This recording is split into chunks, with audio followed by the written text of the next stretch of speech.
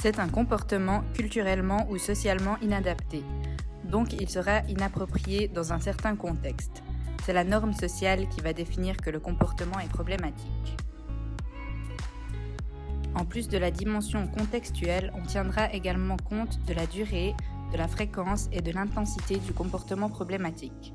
On regardera si la sécurité physique de la personne concernée ou d'une autre personne est menacée ou si ces comportements limitent l'accès de la personne à la communauté.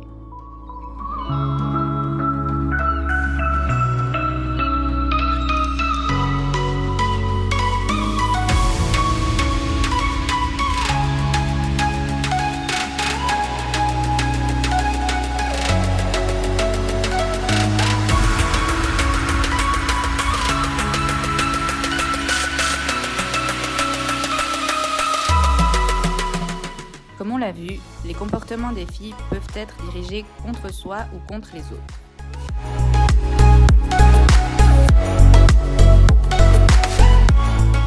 Il y a différents types de comportements des filles. Les agressions, les automutilations, les destructions, les stéréotypies, l'alimentation, les perturbations antisociales.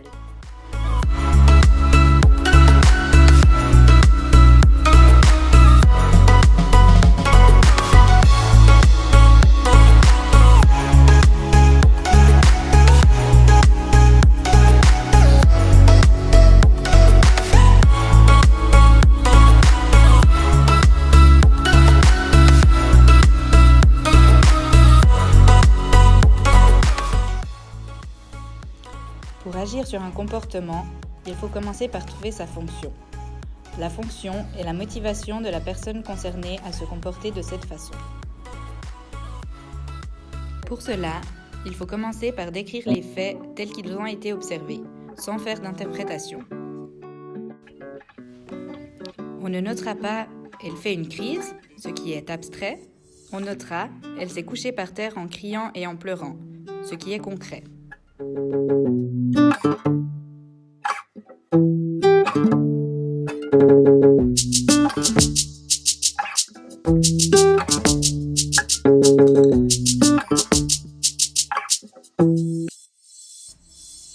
On peut par exemple utiliser l'outil de l'analyse fonctionnelle.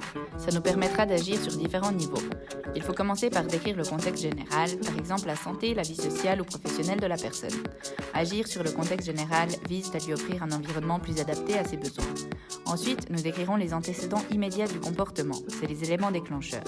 En intervenant dessus, on essaye d'éliminer ou de minimiser leur apparition. Intervenir au niveau du comportement vise à agir sur sa fonction plus que sur sa nature.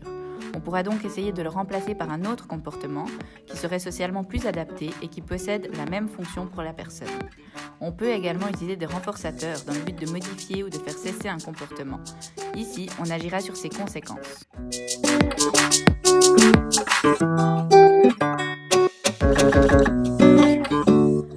On utilise les renforçateurs pour augmenter la fréquence d'apparition des comportements adéquats.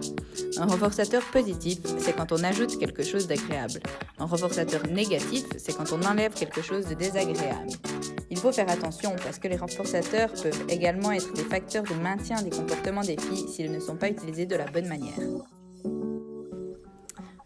Au moment de l'apparition du comportement, on intervient dans l'urgence, dans le but de garantir la sécurité de toutes les personnes présentes. Mais c'est dans un deuxième temps très important de revenir sur la situation et d'en faire une analyse pour essayer de comprendre sa fonction. Il faut toujours se rappeler que celui-ci n'arrive pas par hasard, il s'est construit progressivement et a une fonction pour la personne. Si on ne trouve pas ce rôle ou si on ne comprend pas comment il a été renforcé, ce sera difficile d'agir durablement. Le fait de faire cette analyse à chaque fois qu'un comportement défi se présente permettra de récolter beaucoup d'informations, des points communs, qui nous aideront à savoir comment intervenir dans le futur.